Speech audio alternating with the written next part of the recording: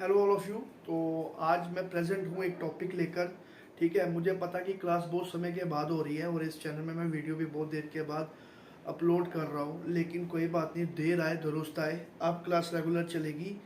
और मैं कमेंट पढ़े थे और मैंने बहुत सारे स्टूडेंट्स का ये डिमांड देखा था, बहुत सारे मेरे भाई हैं, उनका मैंने ये डिमांड देखा था कि मुझे एक बोर्ड और एक मार्कर लेकर फिर पढ़ाना चाहिए। हाँ, आपने अप्रिशिएट किया, उसी की वजह से आज ये बोर्ड और मार्कर के साथ मैं यहाँ पे अवेलेबल हूँ। तो हमने जैसे कि जो फर्स्ट सेमेस्टर का जो यूनिट 1 है, उसमें 1.1 जो टॉपिक है वो ख़त्म कर दिया है, जिसका नाम है पॉलिटिकल एंड पॉलिटिकल साइंस।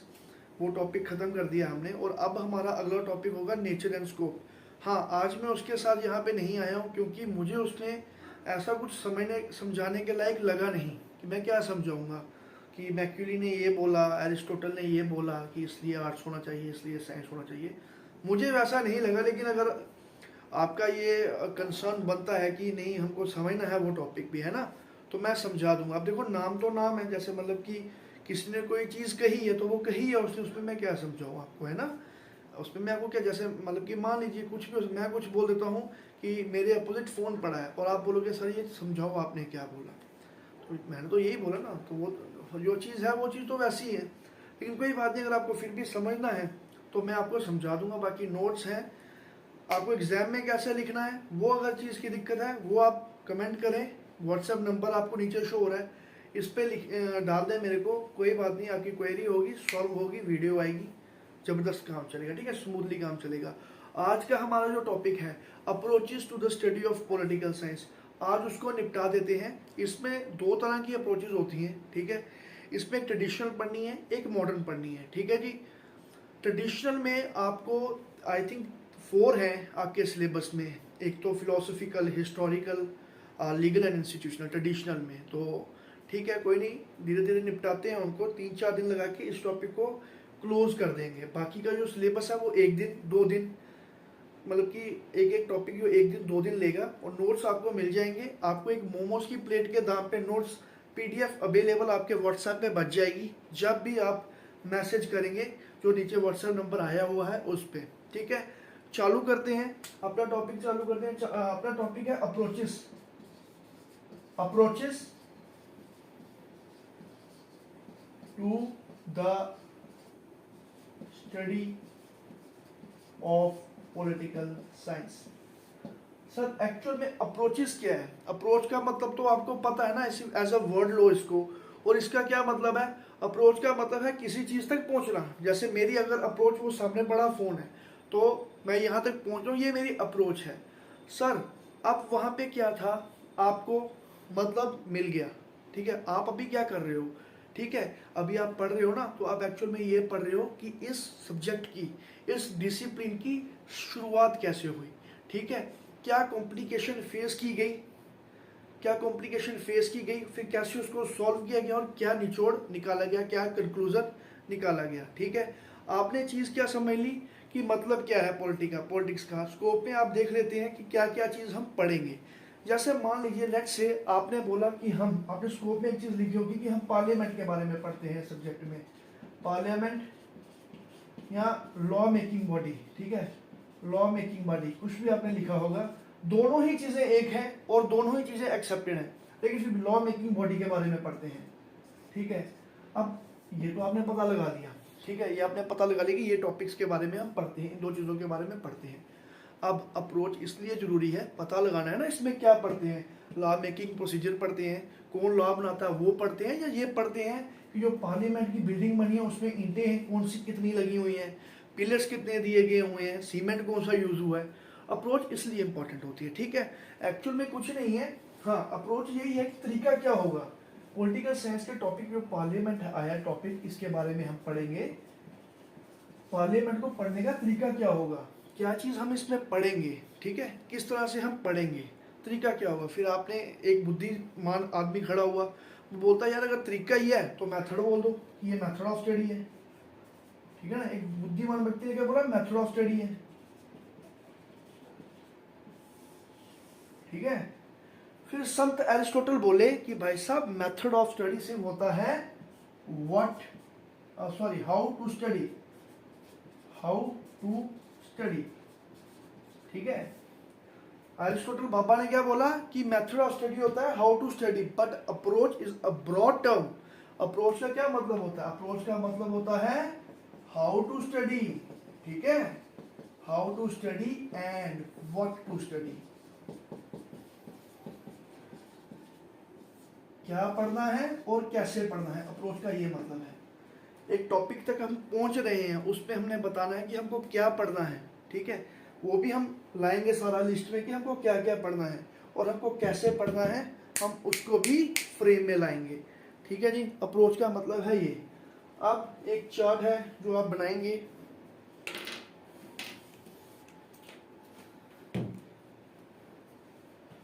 ऐसे सही साफ नहीं होता।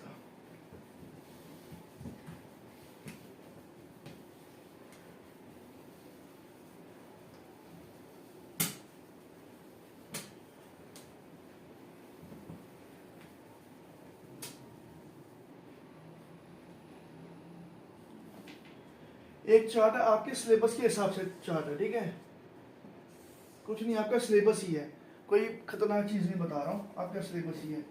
ट्रेडिशनल अप्रोचेस,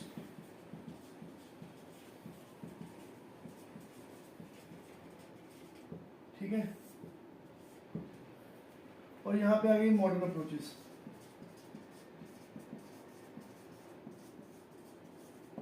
ट्रेडिशनल अप्रोचेस क्या थी? ट्रेडिशनल अप्रोचेस वो चीज थी जो वर्ल्ड वार 2 से पहले तक, जो वर्ल्ड वार 2 से पहले तक दी गई थी, वो अप्रोचेस थी ट्रेडिशनल अप्रोचेस, ठीक है। तो जो प्रपोज की गई थी, जो प्रपोज्ड बिफोर वर्ल्ड वॉर 2, ठीक है, इसमें लिस्ट लिख लीजिए। फिलोसॉफिकल आपके सिलेबस की, ठीक है, हिस्टोरिकल, लीगल, इंस्टीट्यूशनल,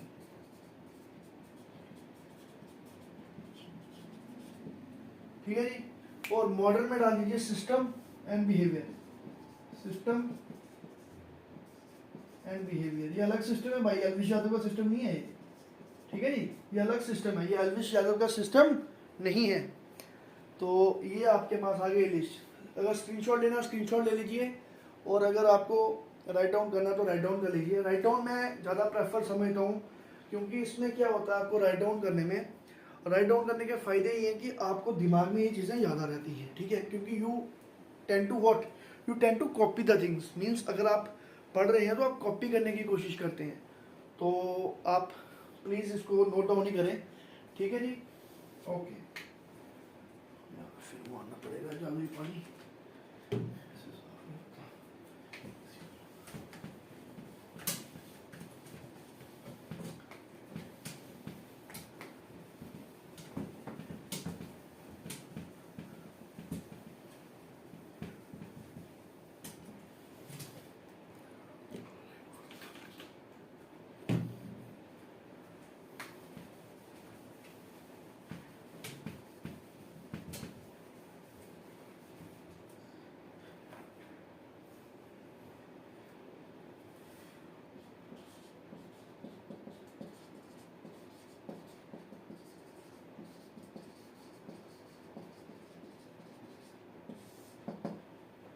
आज का टॉपिक हमारा रहेगा फिलोसफिकल अप्रोच। मेन टॉपिक तो यही है ना, वो तो क्या, वो तो जस्ट एक इंट्रोडक्शन है टॉपिक के साथ, आपके सिलेबस के साथ ही एक इंट्रोडक्शन है।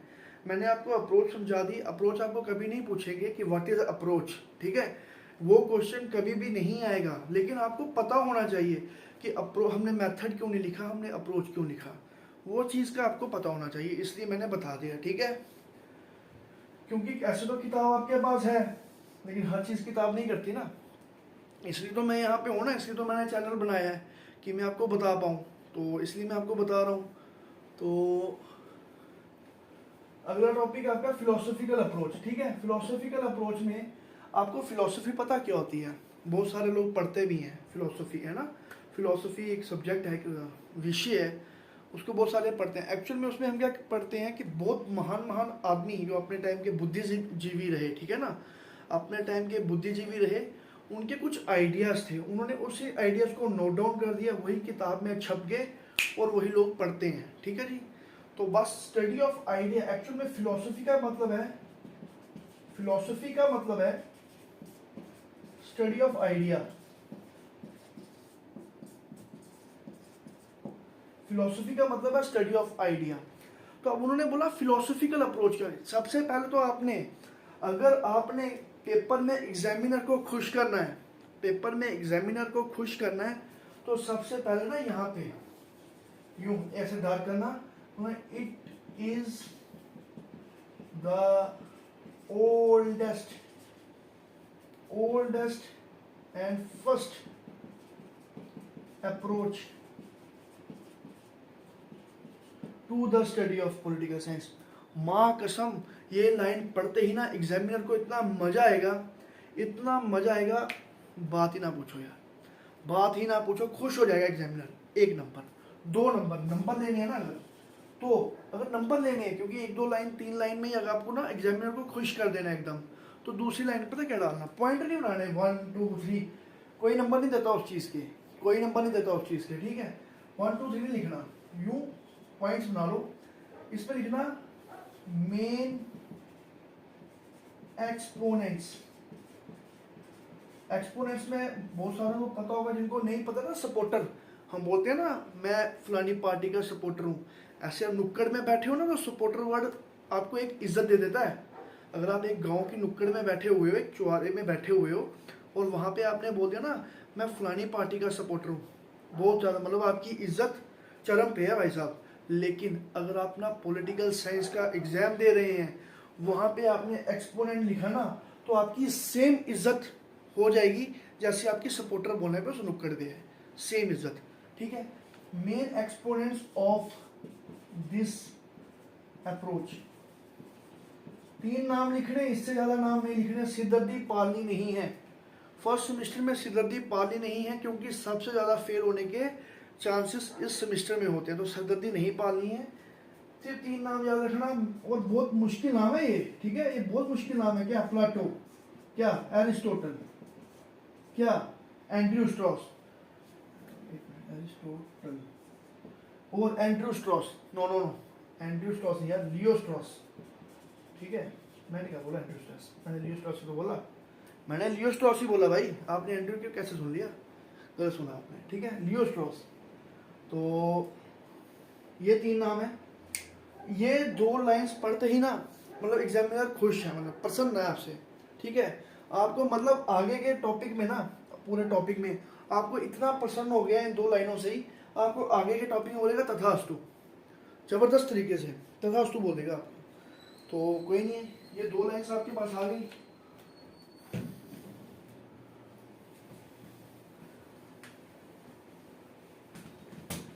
यह जादुई पानी, इसके बिना अगर कपड़ा मारूंगा बोर्ड साफ नहीं होगा, पता नहीं कैसा बकवास बोल है। ठीक है, जादुई पानी है।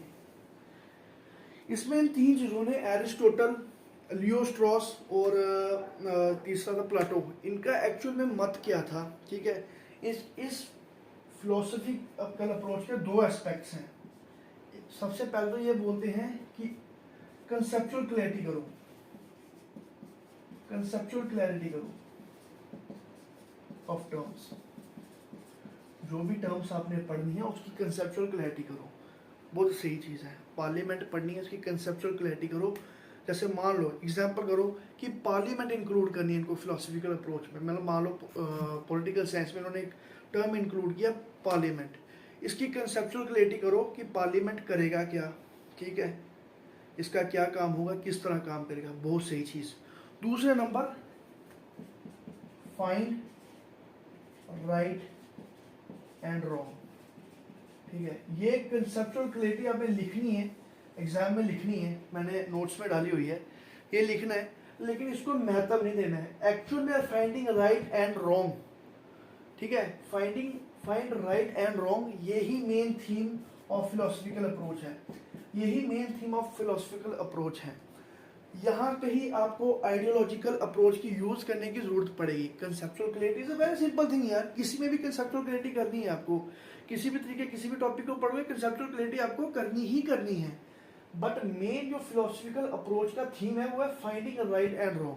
यहाँ पे आइडिया डेवलप हुआ, ठीक है ना, आइडिया यहीं पे आएगा ना, खुद सोचो। फिलोसफी क्या है? Study of idea. आइडिया यहीं पे आएगा कि क्या सही है क्या गलत है।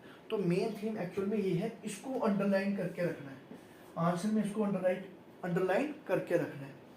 अब यहाँ पे इन सपोर्टर्स का जो मत था वो ये बोलते हैं कि हम क्या करते हैं, idea of purpose of state, बस यही टर्म से इन्होंने ना पूरा आंसर हो जाएगा भाई, पूरा आंसर लिखा जाएगा। वो कहते हैं हम idea of purpose of state को डेवलप कर लेते हैं। वो एक्चुअल में बोलते हैं, सुना, अब मैं आपको एग्जांपल दूंगा, वेरी कॉमन एग्जांपल। मैं आपको एक कॉमन एग्जांपल दूंगा, दूसरे तरीके से पढ़ते हैं इसको, पूरा बोर्ड साफ करते हैं ना, अब बताता हूँ, अब झटके से समझ आएगा।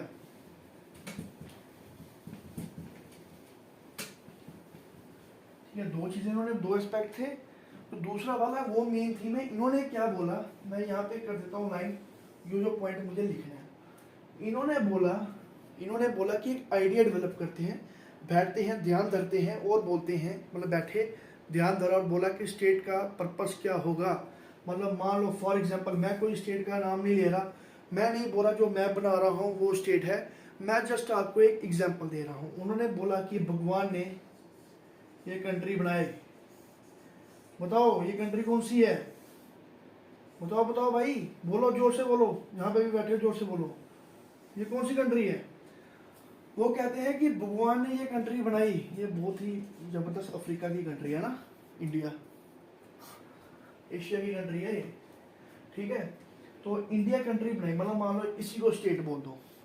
स्टेट अलग चीज़ है, मैंने आपको बता दिया, कि मतलब पॉलिटी में सिटी स्टेट क्या चीज़ है। मैं आपको सिर्फ समझा रहा हूँ, आगे भी बताऊँगा यूनिट 2 में कि स्टेट एक्चुअल में थी क्या।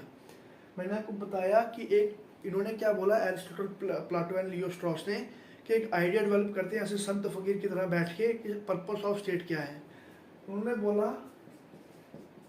फाइंड करेंगे idea of purpose of state, state का पर्पस क्या है। जैसे ही हमको पता लगेगा कि स्टेट का पर्पस क्या है, स्टेट क्यों बनाई गई है, हमको तब पता लग जाएगा कि जो भी एक्शन हो रहा है सही है या गलत है। बिल्कुल ना, देखो मेरी बात सुनो, मैंने आपको बता दिया कि इंडिया बनाने का मतलब ये है कि सबको, इंडिया बनाने का मतलब ये है कि सबको राइट टू वोट है। लेकिन अगर यहाँ पे डिस्क्रिमिनेशन शुरू हो गया, जैसे पहले था कि हमारी जो कुछ कास्ट थी उनको वोट डालने का अधिकार नहीं था, ठीक है ना, अंग्रेज़ों के टाइम पर, तो वैसा कुछ सिस्टम हो गया, राइट टू वोट था, लेकिन यहाँ पे अगर किसी को वोट नहीं डालने गया, कुछ सेक्शन को बोला कि नहीं आप वोट नहीं डाल सकते हो, तो सर वो रॉन्ग हो रहा है, हमको पता लग जाएगा ना। वो यही बोलते हैं कि एक आइडिया डेवलप पहले करते हैं कि स्टेट का पर्पस क्या है, फिर now we can find right and wrong.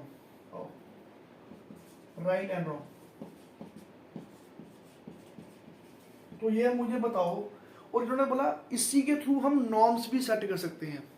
Standard norms क्या होते हैं, एक्चुअल में स्टैंडर्ड सेट कर देना। जैसे क्रिकेट में आपको बताता हूँ नॉर्म सेट किसने किया इंडिया के लिए, सचिन तेंदुलकर ने क्या किया, नॉर्म सेट कर दिया 100 सेंचुरीज का। अब सारे इसके ही पीछे दौड़े हुए हैं, ये स्टैंडर्ड सेट हुआ है और सबको स्टैंडर्ड ही फॉलो करना है। एक्चुअल में सचिन तेंदुलकर ने क्या किया हुआ है, सचिन तेंदुलकर एसटी ने क्या किया हुआ है, एक नॉर्म सेट कर दी है, एक स्कोर सेट कर दिया है, 15,000 करके कुछ स्कोर है उसका, है ना, आई थिंक, मुझे नहीं पता कितना है, मैं ऐसे बता रहा हूँ, कुछ भी है, सारे इसके पीछे ही लगे हैं कि सचिन तेंदुलकर का रिकॉर्ड तोड़ना है, उस वो एक नॉर्म सेट हो चुका है, ठीक है। तो ऐसे विराट कोहली का कवर ड्राइव का नॉर्म सेट हो चुका है कि सबसे वो करता है, परफेक्ट कवर ड्राइव है। आप बहुत इंस्टाग्राम पे चल रहा है, यूट्यूब और इंस्टाग्राम में फाइट चल रहा है कि बाबर आजम का बेस्ट है कि उसका, तो इस तरह से एक नॉर्म सेट हो जाता है। जो भी चीज़ नॉर्म सेट करती है ना, नॉर्म सेट, स्टैंडर्ड सेट करती है ना कि ये स्टैंडर्ड है, वो एक्चुअल में नॉर्मेटिव इन नेचर हो जाती है। तो ये अप्रोच भी नॉर्मेटिव इन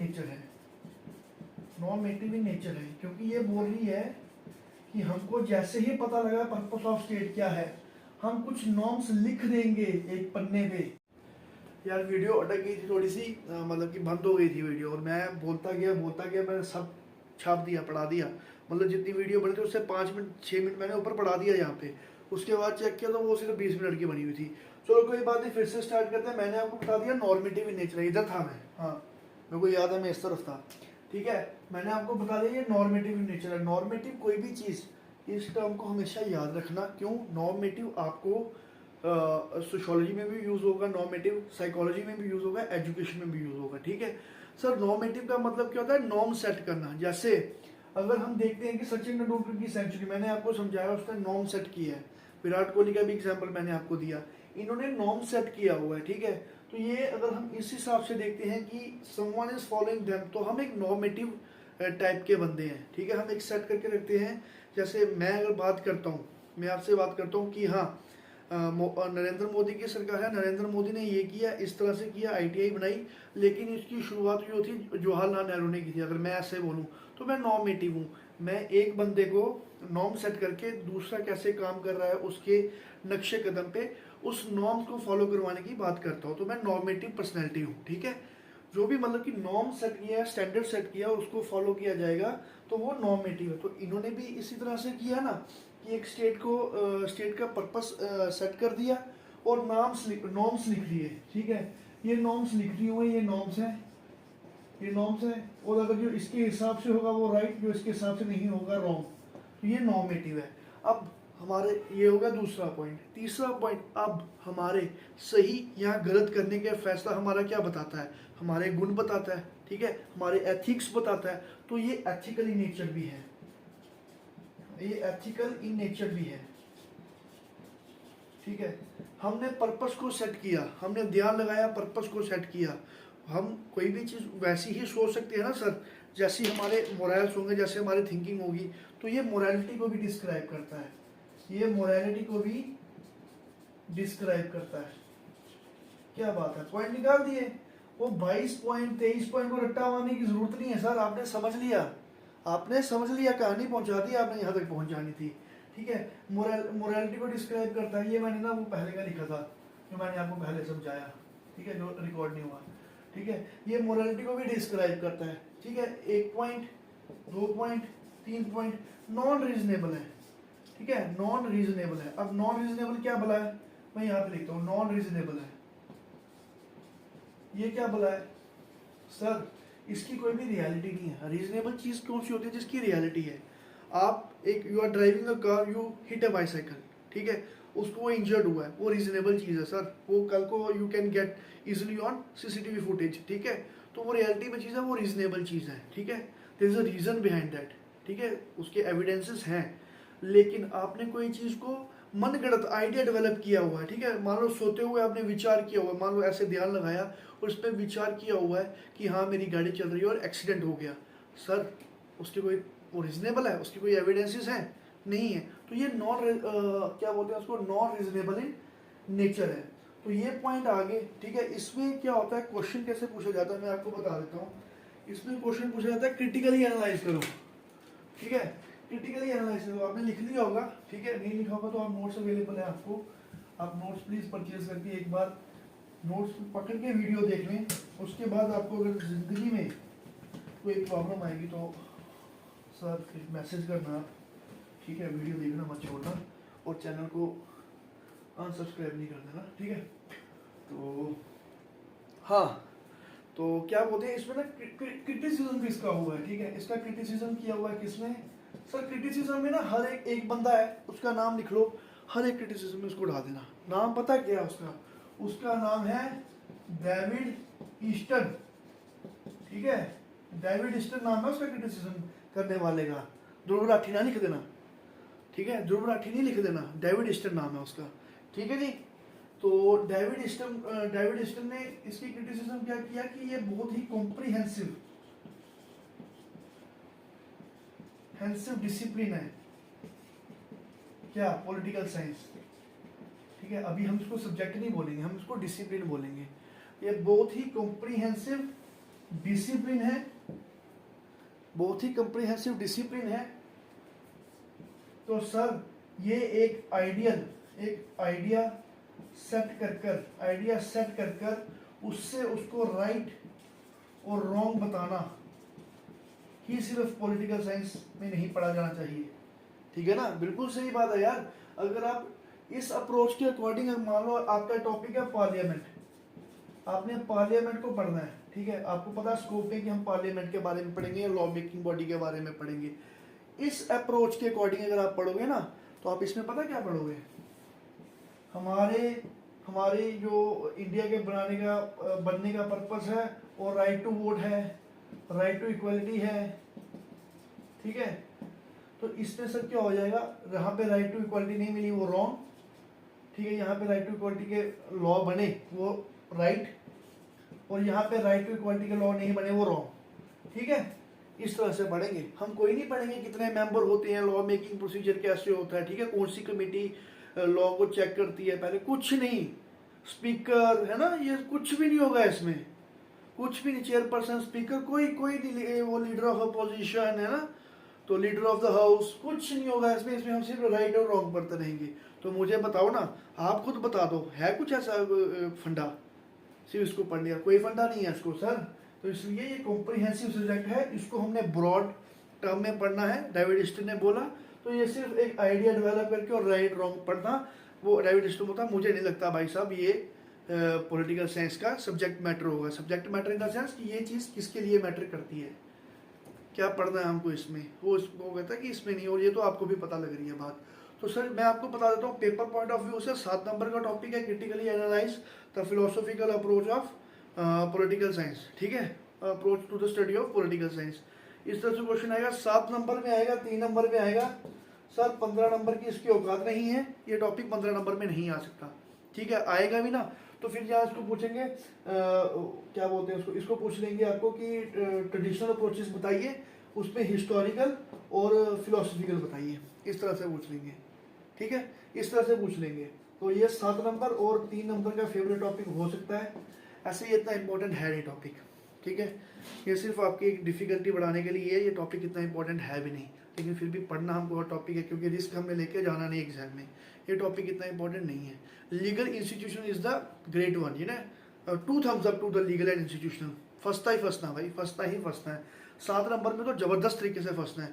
तो इस यूनिट में जो 15 नंबर में इंपॉर्टेंट टॉपिक है वही है कि define political science and right the nature and scope of the political science. जबरदस्त तरीके से, जबरदस्त रिपीट पे खटाखट खटाखट खटाखट खटाखट, है ना, आ ही जा रहा है वो टॉपिक, रिपीट पे रिपीट, रिपीट पे रिपीट, रिपीट पे रिपीट। तो ये हो गया आपका टॉपिक ख़त्म। तो इसके नोट्स आप ले सकते हैं, मैं डिस्क्रिप्शन में डाल रहा हूँ व्हाट्सएप नंबर, आप व्हाट्सएप पे मेरे को मैसेज करिए, आपको नोट्स मिल जाएंगे। 100 रुपीज़ में आपको नोट्स मिल जाएंगे, ठीक है, 100 रुपीज़ में आपको नोट्स मिल जाएंगे। लेकिन नोट्स पढ़ के आप बोलोगे भाई मज़ा आया, ठीक है, नोट्स पढ़ के आप बोलोगे भाई मज़ा आ गया, तो वही होगा। तो लाइक करें, शेयर करें अपने दोस्तों के साथ और सब्सक्राइब कर दो चैनल को। तो जो आपको अपना आर्ट्स में BA यो CBCS में आपको कोई भी किसी भी सब्जेक्ट में कोई प्रॉब्लम है तो आप मैसेज कर दो, उसके ऊपर वीडियो निकाल देंगे। हाँ, अगर आप सिंगल हैं, आपका कोई ग्रुप नहीं है, तो मैं आपको व्हाट्सएप पे बनाकर भेज दूंगा वीडियो, और अगर आप एक ग्रुप हैं तो मैं एक वीडियो यूट्यूब चैनल पे अपलोड कर दूंगा, मुझे कोई दिक्कत नहीं है अपलोड करने में, ठीक है भाई साहब। तो मैं मानता हूँ ये टॉपिक थोड़ा बोरिंग है, मैं मानता हूँ ये टॉपिक थोड़े बोरिंग चल रहे हैं। बहुत सारे बच्चे जो साइंस से शिफ्ट करके आर्ट्स में आए हुए हैं और जिन्होंने पॉलिटिकल साइंस लिया हुआ, वो वाला रंगारंग कार्यक्रम अभी पॉलिटिकल साइंस नहीं कर रहा है, मुझे समझ आ रही है। वो सेकंड सेमेस्टर से शुरू हो जाएगा। जो आप बोल रहे हो ना, पार्लियामेंट पढ़ाओ, ऐसा पढ़ाओ कि हमारा सिविल सर्विसेज के लिए हम ओपन हो जाएं, तो वो आपका नेक्स्ट सेमेस्टर से शुरू हो जाएगा। लेकिन सिविल सर्विसेज में ना क्या होता है कि एक ऑप्शनल भी सब्जेक्ट होता है, उसमें पॉलिटिकल साइंस होता है, तो उसमें ये टॉपिक है ना जबरदस्त। सर इनकी ना ऐसे इंडस्ट्री ठीक सलमान वर्गी को गाना सुना ना, जैसे सलमान खान वाला रुतबा है, जैसे बॉलीवुड में सलमान खान का ना, तो इन टॉपिकों का सिविल सर्विसेज में पॉलिटिकल साइंस के ऑप्शनल में सलमान खान वाला रुतबा है। तो ठीक है सर, थैंक यू, एंड जुड़े रहें हमारे साथ। ओके।